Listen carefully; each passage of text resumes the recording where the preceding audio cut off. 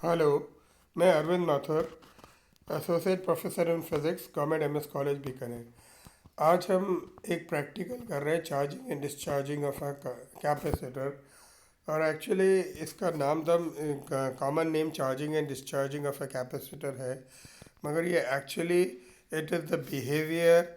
हम इसका व्यवहार देख रहे हैं एक आरसी सर्किट का डीसी सोर्स के साथ। इसका चार्जिंग एंड डिस्चार्जिंग, इसका नाम शॉर्ट फॉर्म में हम यही लेते हैं, पॉपुलर भी यही है। तो हम पहले तो ये इसका बिहेवियर देखना चाहते हैं कि एक आरसी सर्किट का डीसी सोर्स के साथ व्यवहार क्या होता है। हम नीचे गए दिए गए सर्किट के अनुसार, जो आपको स्लाइड में दिया है, इसके अनुसार एक संयोजन करते हैं जिसमें आर रेजिस्टेंस आर, कंडेंसर सी, और इसको हम सीरीज़ में कनेक्ट करते हैं एक ईएमएफ के थ्रू Q1। और अगर हम Q1 को बंद करते हैं तो ये जो सर्किट है ये बैटरी के साथ कनेक्ट हो सकता है, कनेक्ट हो जाता है, और इससे रेजिस्टेंस के थ्रू कैपेसिटर की चार्जिंग होने लगती है। अगर हम K1 को खोल के K2 को दबाते हैं, तब हम ये देखते हैं कि बैटरी डिस्कनेक्ट हो जाती है, और डिस्चार्जिंग कैपेसिटर का डिस्चार्ज रेजिस्टेंस के थ्रू हो जाता है। ये सारे दोनों जो प्रोसेस है समय पे के साथ निर्भर करते हैं। और अगर हमारे पास ये दो भिन्न भिन्न चीज़ नहीं है तो हम एक मोड्स की का भी काम में ले सकते हैं, जो K1 और K2 को रिप्लेस करती है। तो इसका जो कैपेसिटर के अक्रॉस जो विभव है वो हम एक वोल्टेज के वोल्ट मीटर से नाप लेते हैं।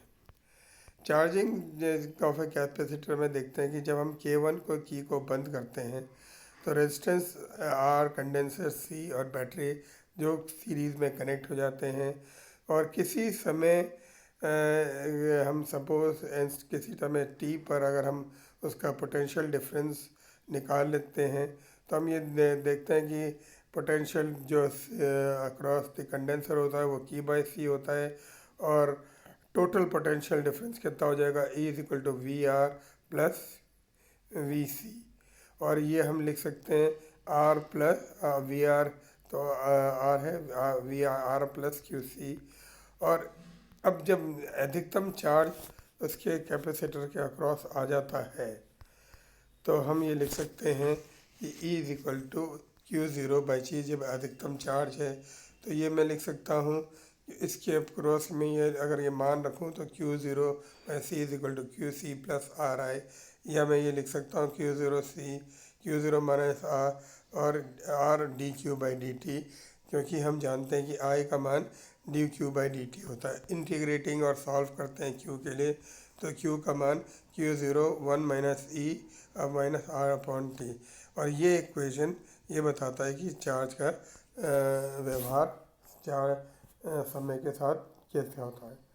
और इस कंपोनेंट में हम ये कह सकते हैं, आरसी को हम टाइम कांस्टेंट कहते हैं और इसको हम टो से डिनोट करते हैं। अगर समय हमारा टाइम कांस्टेंट के बराबर हो तो हम ये कह सकते हैं Q = 0.63 Q0।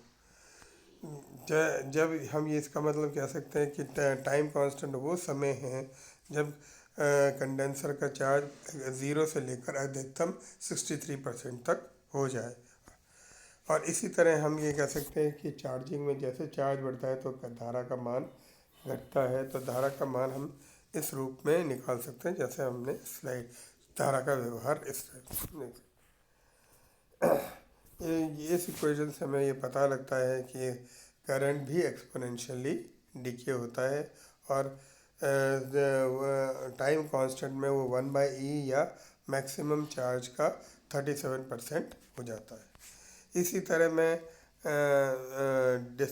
Discharge of the condenser को भी लगा सकता हूँ कि हम K1 को रिलीज़ करके K2 को जोड़ते हैं तो सर्किट में डिस्चार्जिंग हो जाता है। और डिस्चार्ज का इक्वेशन VR प्लस VC = 0। और ये सारा जो आपकी इस लाइन में दे रखा है इस समय IR प्लस Q/C = 0, dQ/dt = 0 और -1/, तो हमारे पास इंटीग्रेशन में ये आ जाता है Q = Q0 e⁻⁻R - RT। तो हम ये कह सकते हैं कि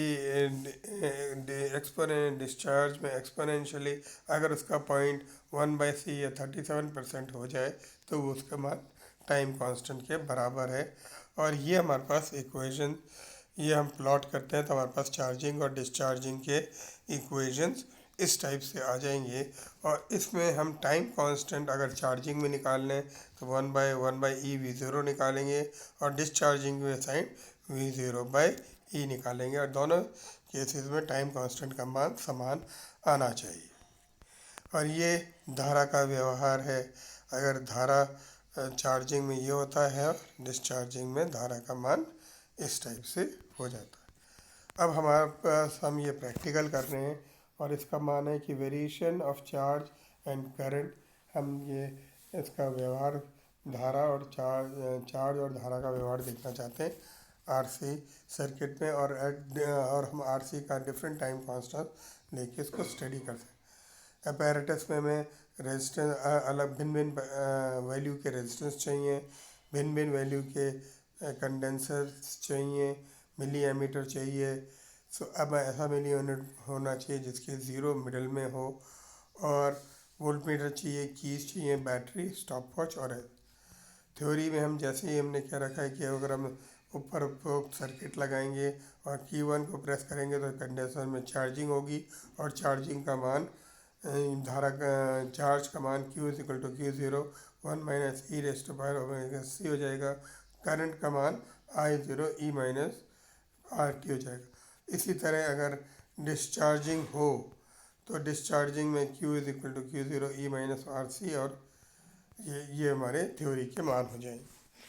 अब हमें इस प्रैक्टिकल को करना कैसा है, तो हम पहले तो उपरोक्त तरह का जो सर्किट है जिसमें R1 की दो मोड्स की Q1 Q2 और ऊपर जो संयोजन जो आपको फिगर में बताया है उस फिगर के तरह का संयोजन करेंगे।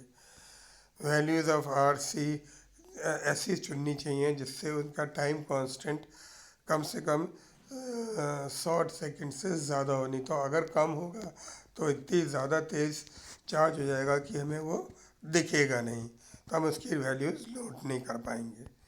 इसके बाद हम जब हमने ये सारा संयोजन कर लिया, फिर हम करंट को K1 को ज्वाइन करके जिससे हमारी बैटरी है वो जुड़ जाए, और उसी समय हम अपना स्टॉप वॉच स्टार्ट कर देंगे। हम हर 10 सेकंड बाद या जैसे आपको कन्वीनियंट हो उसके बाद वोल्ट मीटर की रीडिंग नोट करना शुरू कर। इसी के बाद हम उसका डिस्चार्ज करके K1 को छोड़ा और K2 कर। हम इसके बाद इसी तरह पहले तो हमने वोल्ट मीटर की रीडिंग ले ली, दोबारा डिस्चार्ज करके उसको दोबारा चार्ज कर हमने एमीटर की रीडिंग ले ली। दोनों एक साथ लेना पॉसिबल नहीं होता। फिर हम इसके बाद चार्ज की वैल्यू फॉर्मूला Q/C से निकाल सकते हैं। फिर हम एक ग्राफ बनाएंगे Q y एक्सिस पे लेकर और T, और इसी तरह इसके बाद हम I और T के बीच में ग्राफ बना देंगे। अच्छा, ये जो प्रोसेस जो हमने किया है अलग अलग वैल्यूज़ के लिए रिपीट करेंगे। अब K1 प्रेस्ड है, अब हम कंडक्टर को पूरी तरह फिर चार्ज करेंगे और फिर इसको डिस्चार्ज कर देंगे, और सारी की तरह जैसे हमने चार्जिंग में रीडिंग ली थी उसी तरह 10-10 सेकंड के बाद चार्ज करेंगे, और दोनों की डिस्चार्जिंग का भी ग्राफ उसी ग्राफ में Q और T के बीच में और I और T के बीच में ग्राफ बना देंगे। तो ये हमारे ऑब्जर्वेशन टेबल्स हैं। इसमें मैंने 3 सेट के लिए आपको ये ऑब्जर्वेशन टेबल बनाई है कि ये 3 सेट के लिए हम इसको ग्राफ, जिसमें हम पहले सेट में R को किलो ओम से नोट कर लेंगे, C को माइक्रोफेरेड में, और RC का टाइम निकाल लेंगे। ये थ्योरेटिकल वैल्यू है, और फिर हम ग्राफ से प्रैक्टिकल वैल्यू लेंगे ये चार्जिंग। इसी तरह का ऑब्जर्वेशन टेबल हमें डिस्चार्जिंग के लिए मिलेगा Q और V के बीच में। फिर हम कैलकुलेशंस करेंगे R&C। हम इसके बाद वो ग्राफ प्लॉट करेंगे।